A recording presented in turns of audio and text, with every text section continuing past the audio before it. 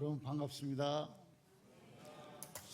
저는 우리 교회 오면은 말씀의 은혜도 받고 또 찬송의 은혜를 받을 때 너무너무 하나님께 감사를 드립니다. 그래서 우리 교회 올 때 나 오늘 찬송을 통해서 말씀을 통해서 또 얼마나 큰 은혜를 받을까 그런 기대감이 넘칩니다. 여러분은 여기 오실 때 어떤 기대감으로 오시는지 좀 궁금해지기도 합니다.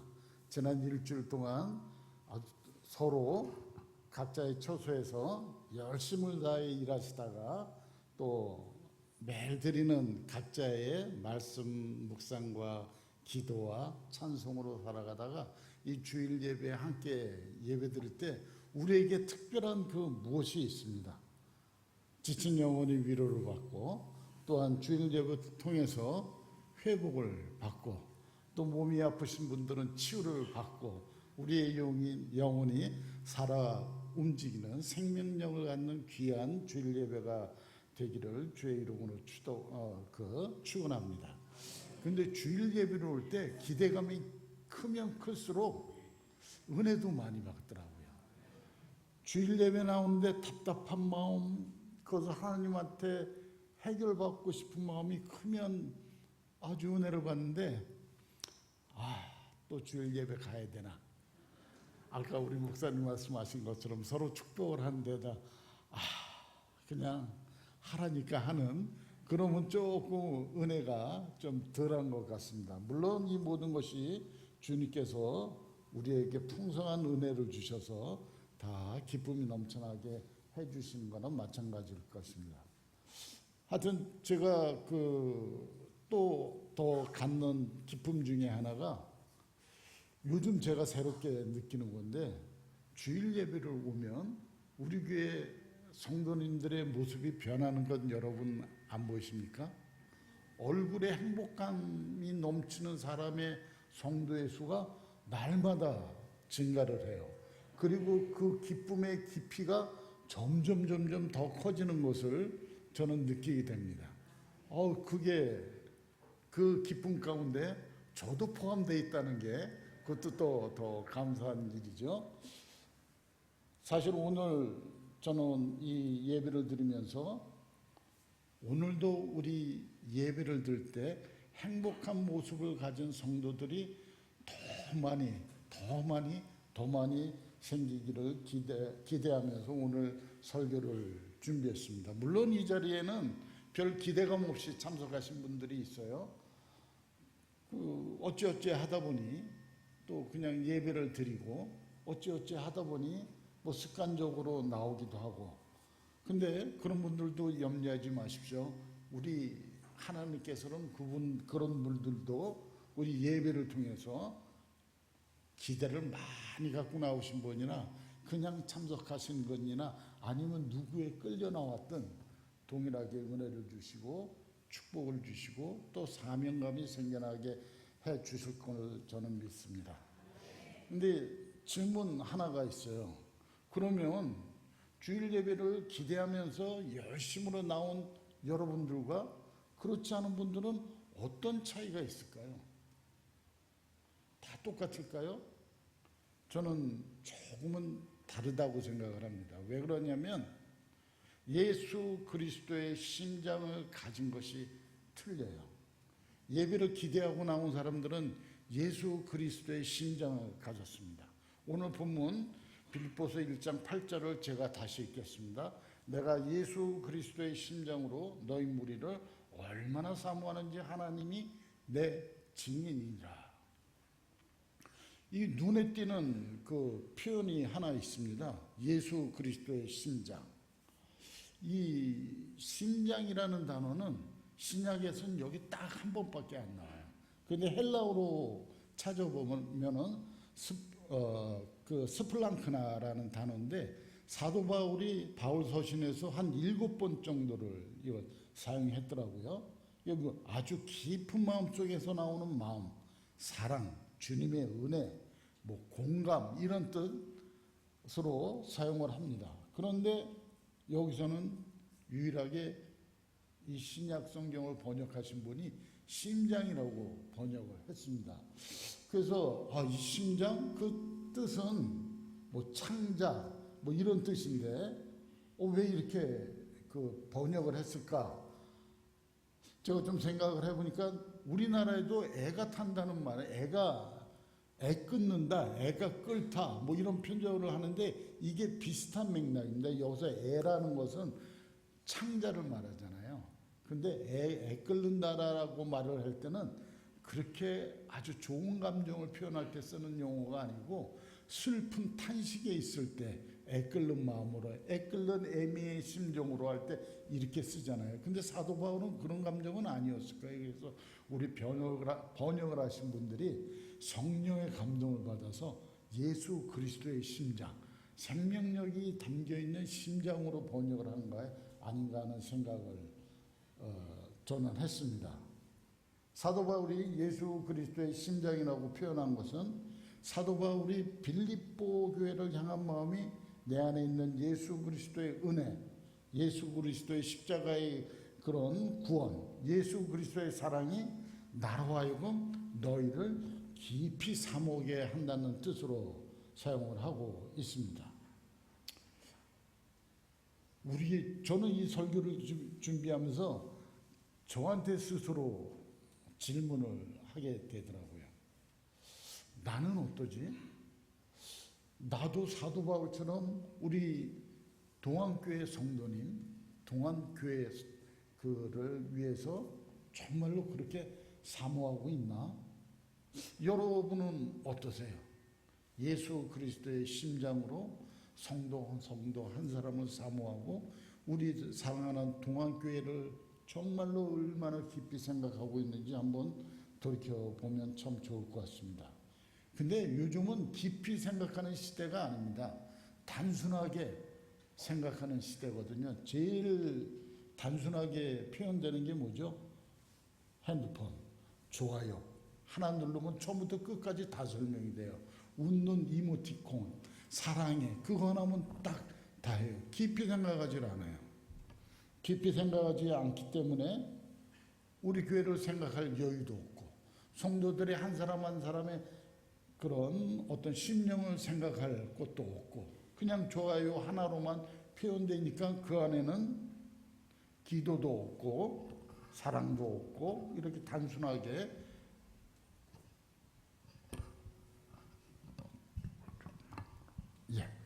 제가 아직 마이크를 잘 사용하지 못해서 우리 성도들 간에도 혹시 그런 게 있을까 저는 조금 걱정이 됩니다.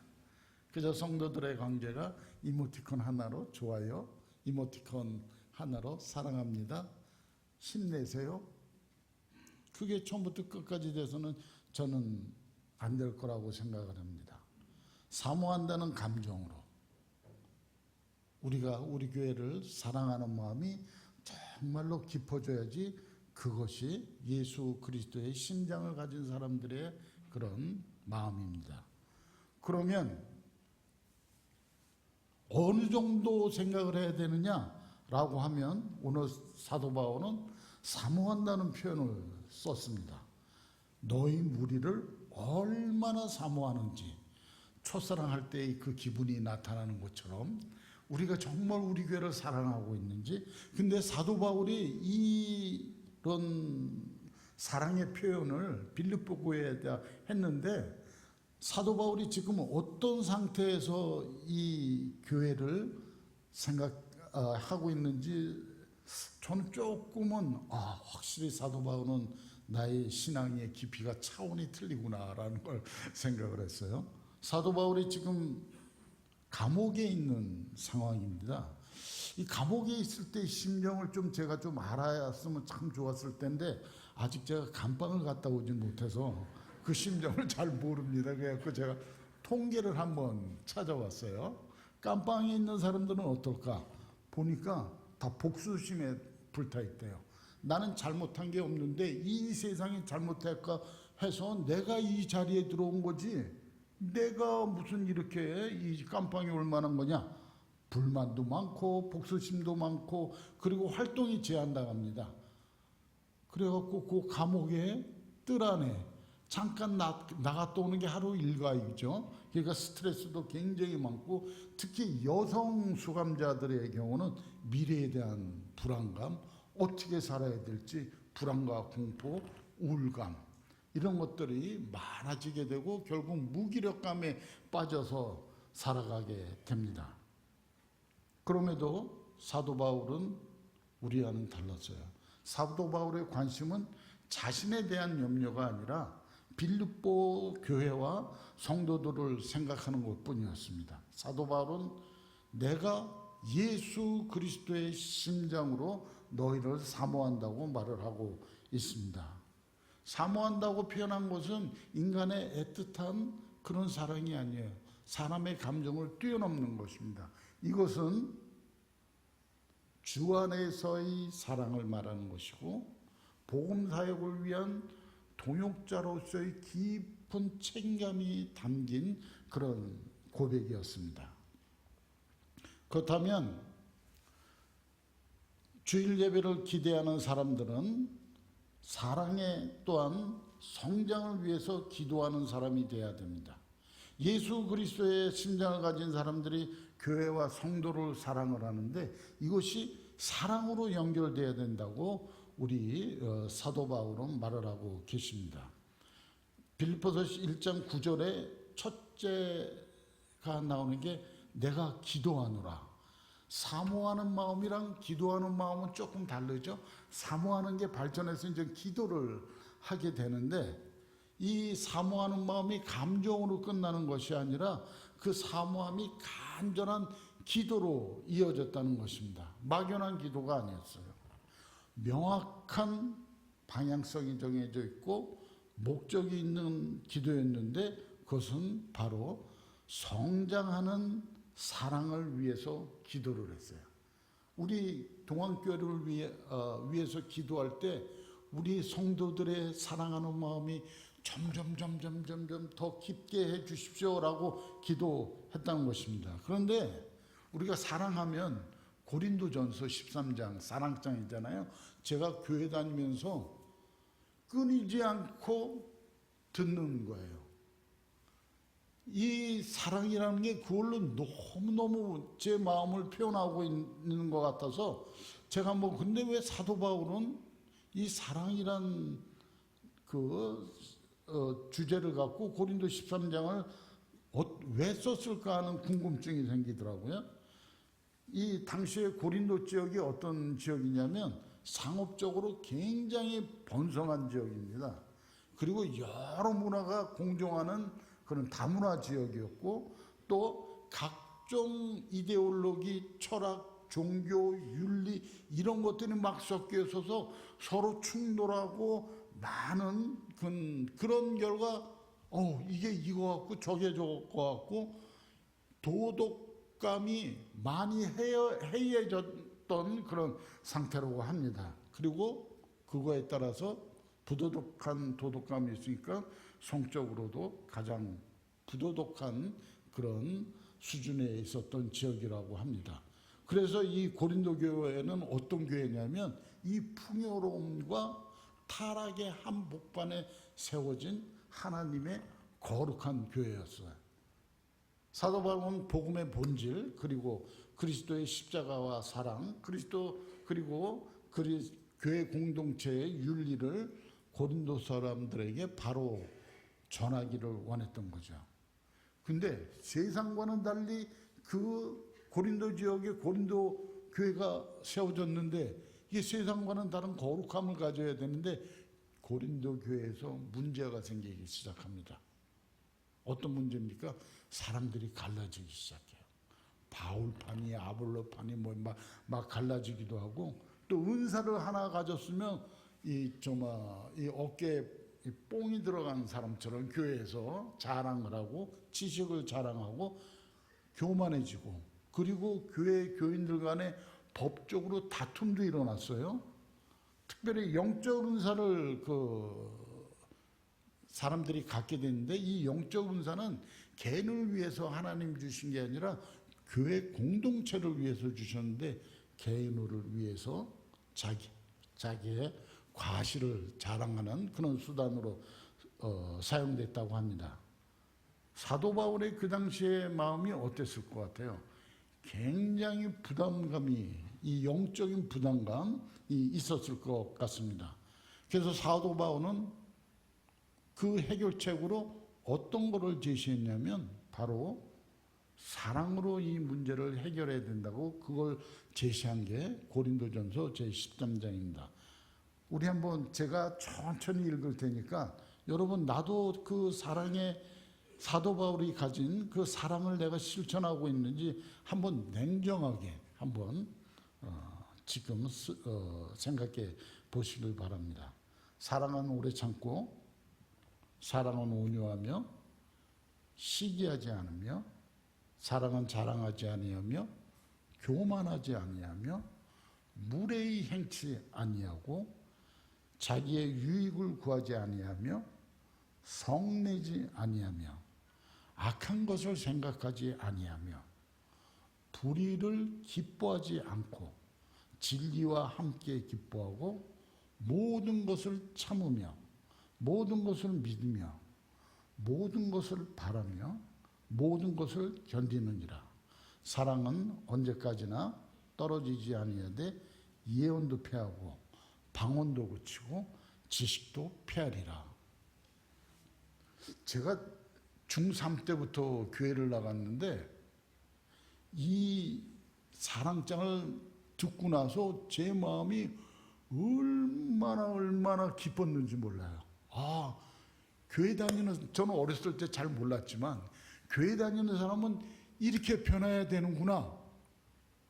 근데 제가 그럼 시간이 지나면서 이 사랑장에서 나온 모든 것을 확실하게, 목사가 된다고 하면서 더 확실하게 실천을 해야 되는데, 안타깝게도 이걸 읽을 때마다 회개하는 기도가 더 크게 나옵니다. 이게 웬일일까요? 여러분은 어떻습니까? 저는 회개를 많이 하게 됩니다. 사도 바울이 이 사랑의 장을, 사랑에 관해서 말을 했을 때 근본적으로 변하기를 원한 거죠. 교회 운영의 제도 개선으로 교회 문제를 해결하려고도 하지 않았고, 이미지 개선을 위한 홍보 전략으로 교회 문제를 해결하려고 하지 않았고, 교회의 갖가지 행사를 갖다 성과 분석 방법을 통해서 교회 문제를 해결하려고 그러지 않았어요. 사랑 중심의 신앙생활을 제시한 것입니다. 저는 그래서 주일 예배를 참석하는 우리 동안교회 성도의 모습들이 점점 사랑으로 변해가고 있다는 것을 보고 너무너무 감사하고 있습니다. 교회 올 때마다, 그리고 이 교회 와서 제 고중자리, 저 뒤에서 기도할 때마다 사람들의 모습을 보면, 저 집사님, 저 장로님, 저 성도님은 오늘은 굉장히 밝아지셨네. 물론 제가 다 그런 건 아니지만 그런 모습을 볼 때 참 감사합니다. 그런데 우리가 또 질문을 던지는 것은, 사도 바울이 13장을 통해서 사랑의 본질을 가르쳐 주셨어요. 그렇다면 이를 전해 듣는 고린도 교회는 어떻게 변했을까요? 안타깝게도 그 변했다는 게 성경에 쓰여 있지는 않아요. 물론 고린도 후서에 여러 가지 고린도 교회가 변한 모습이 있지만 사랑과 직접적으로 연결돼서 표현된 것은 없습니다. 고린도 교회 성도들도 저처럼 고린도전서 13장에서 말하는 사랑을 실천하기가 어려워서 그랬을까? 그래서 성경의 기록이 없을까 하는 생각이 들기도 합니다. 근데 이 고린도전서 13장에서 말하는 사랑이 그렇게 쉬운 사랑이 아니에요. 왜 그러면 우리 인간의 사랑과는 차원이 좀 틀리죠. 아가페 사랑입니다. 자기 희생을 해야 돼요. 그리고 조건 없이 사랑을 베풀어야 됩니다. 실천하기가 그렇게 쉽지 않습니다. 당시도 그렇고 지금도 그렇지만 이 고린도 교회가 굉장히 풍요로운 지역이라고 그랬잖아요. 그 풍요로운 지역에서 나타나는 현상이 뭔지 압니까? 나도 그 풍요를 잡기 위해서 1등을 해야 되겠다. 서로 경쟁하는 거예요. 남을 봐줄, 내가 저 풍요로움을 잡고 살려고 그러면 내가 내 옆 사람을 볼 여유가 없습니다. 내가 1등을 해야지. 지금 우리 사회랑 똑같죠. 내가 1등을 해야지. 1등을 해야지 그 풍요로움을 찾게 되거든요. 우리 지금 세태랑 똑같습니다. 그런데 사도 바울은 이번에도 이 빌립보 교회를 향해서 그 해결책을 사랑으로 제시를 합니다. 그 빌립보 교회가 내부적으로는 이 빌립보 교회가 유럽에서 제일 먼저 세워진 교회고 굉장히 그 하나님의 사랑이 넘쳐나고 사도 바울의 사역을 도왔던 아주 귀중한 복음 사역의 이 중심축이었는데, 근데 그 교회에서도 분열하기 시작됐어요. 그리고 사도 바울이 그 빌립보서에 어떻게 했냐면 한 마음을 품으라, 같은 마음을 품으라는 걸 갖다 반복적으로 얘기를 하고 있습니다. 경쟁심이 자리 잡고 자기중심적인 태도로 가진 그런 성도들이 교회의 문제가 됐습니다. 저는 사도 바울이 그 고린도 교회를 향해서 했던 고민을 이 빌립보 교회에서도 가졌을 것 같아요. 그리고 같은 사랑을 강조합니다. 근데 고린도전서 10장에서 그 말한 사랑과는 조금 다른 사랑을 얘기해요. 고린도전서 13장에서는 사랑의 본질, 그러니까 사랑은 이러하다라고 말하는데, 이 빌립보서 1장에서는 어떻게 하냐면 사랑은 이렇게 발전해야 된다. 너 진짜 사랑하고 싶니? 그럼 이거를 해야 된다. 그리고 사랑을 가지면 이렇게 발전해야 된다고 조금 차원이 틀린 그런 사랑을 제시합니다. 이 고린도전서에 이렇게 쓴 시기랑 빌립보서에서 사랑을 말한 시기랑 한 7년 정도가 차이가 나요. 성경 해설서를 보면 그렇게 나오는데, 7년 동안 이 사도 바울은 이 사랑에 대해서 깊이 생각을 했고, 사랑은 머리로 개념으로 아는 것이 아니라 실천으로 연결돼야 된다는 것을 이 빌립보 교회에 제시를 합니다. 무슨 말입니까?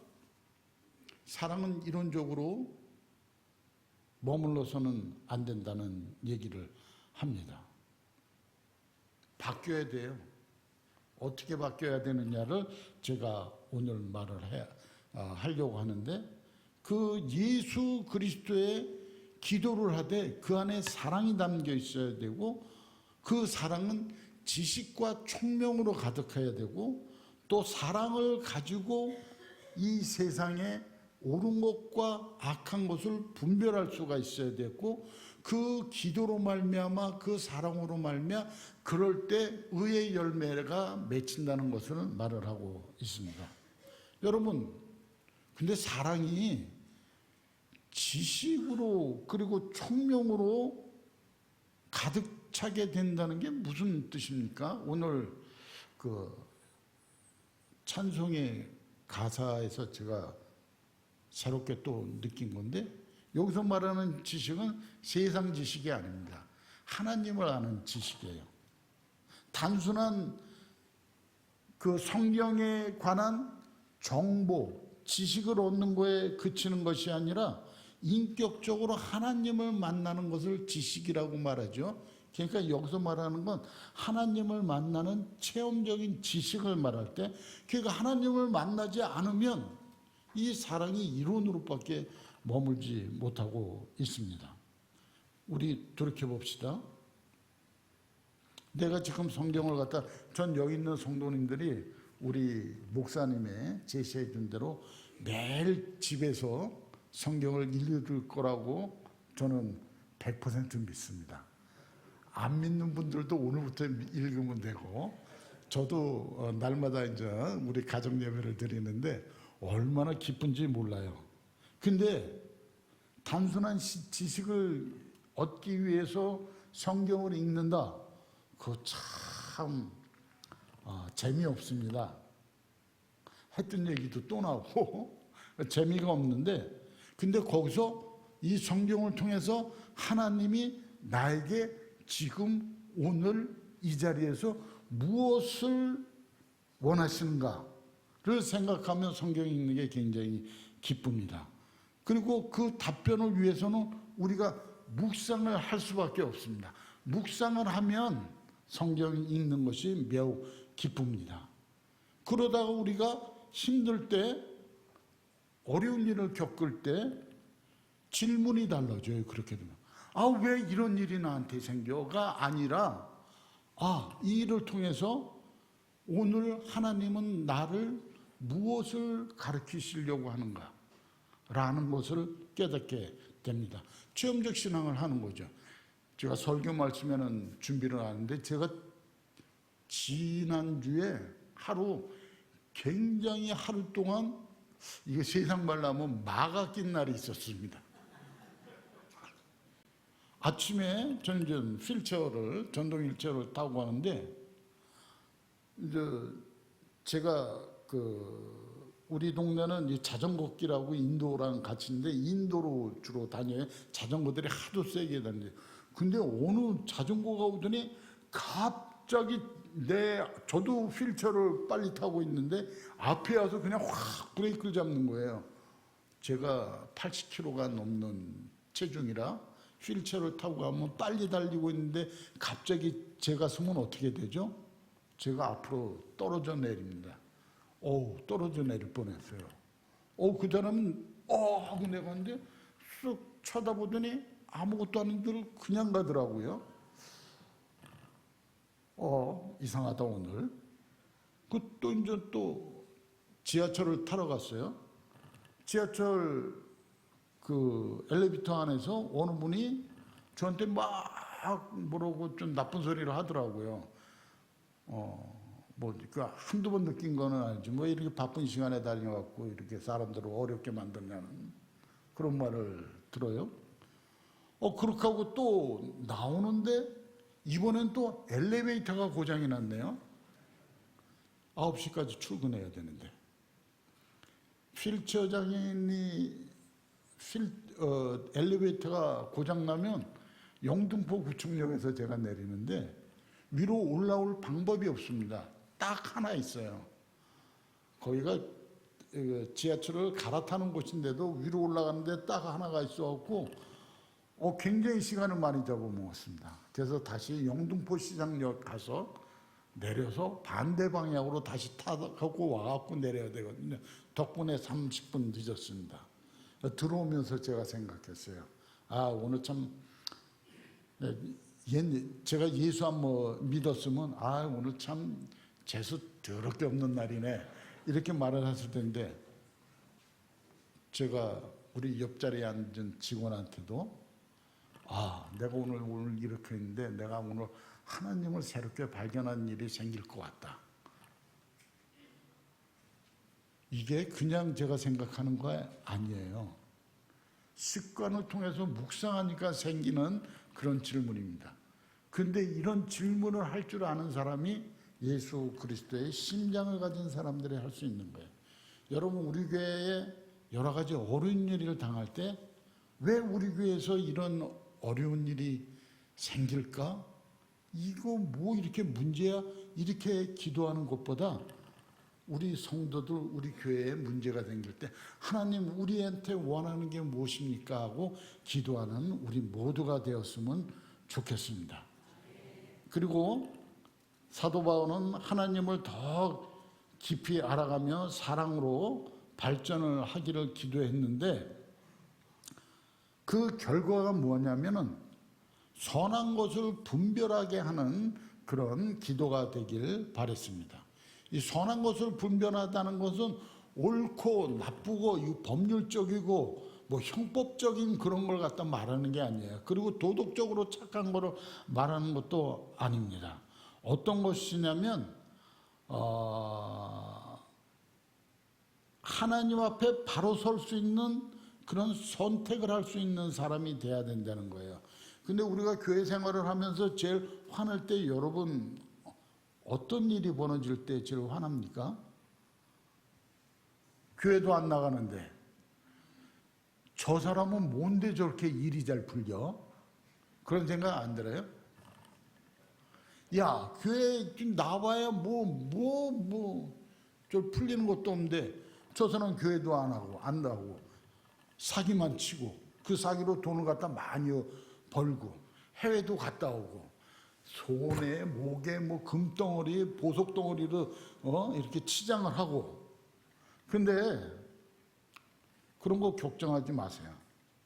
왜 그러냐면 잠언 23장 17절을 보니까 내 마음으로 죄인의 형통을 부러워하지 말고 항상 여호와를 경외하라고 말하고 있습니다. 그렇게 되면 어떻게 되냐면 정령이 내 장래가 있겠고 내 소망이 끊어지지 아니하리라. 이거 부자들이 가질 수 없는 거거든요. 돈 있다고 소망이 생깁니까? 장래가 끊어지지 않습니까? 예수 그리스도의 심장을 가진 사람들이 이런 축복을 받을 수가 있다는 것, 여러분 선택을 분명히 하시는 사람이 되어야 됩니다. 그리고 지극히 선한 것을 추구하는 사람으로 변해야 돼요. 지극히 선한 것, 그 어떤 일이라도 선한 것을 분명하게 하는 사람이 되시길 바랍니다. 그렇게 되면 어떤 열매를 얻는지 아십니까? 의의 열매를 맺는다고 오늘 말씀은 우리에게 축복하고 계십니다. 갈라디아서 5장 22절에서 23절을 보면 이 성령의 열매가 맺히죠. 이 성령의 열매가 사랑과 희락과 화평과 온유와 화평과 오래 참과 자비와 양성과 충성과 온유와 절제, 이 모든 것이 합친 것이 의의 열매인데, 이런 선한 분별력을 가진 사람들은 이런 의의 열매를 맺고 살 수가 있습니다. 이제 우리는 한 가지 방법밖에 없습니다. 예수 그리스도의 심장을 가진 사람으로 우리 성도들이 더 열심히 살아가야 될 것입니다. 난 그거 하지 못해. 염려하지 마세요. 우리 주님이 너 예수 그리스도의 심장으로 살아가 라고 명령만 하시는 분이 아니에요. 우리를 도와주시는 분이에요. 성령님께서 늘 우리를 도와주십니다. 주님의 보좌 앞으로 나가는 그 길에 성령님이 보아주시고 주의 천사가 그 길을 인도해 주시고 의의 열매를 살 수 있도록 인도해 주십니다. 우리 주님 포도나무의 가지와 그 다음에 우리는 주님은 포도나무고 우리는 가지로서 그 영양분을 공급해 주신다고 말씀을 하고 계십니다. 그러면 우리의 삶에, 우리의 교회에 하나님의 영광과 찬송이 가득할 것으로 저는 생각을 합니다. 지금 여러분 삶을 돌아보십시오. 성령의 열매 맺고 살아가고 계신지, 성령의 열매가 맞는 것이 많이 맺힐 수 있도록 우리 교회가 그리스도의 심장으로 발전하는 교회가 되기를 주의 이름으로 축원합니다.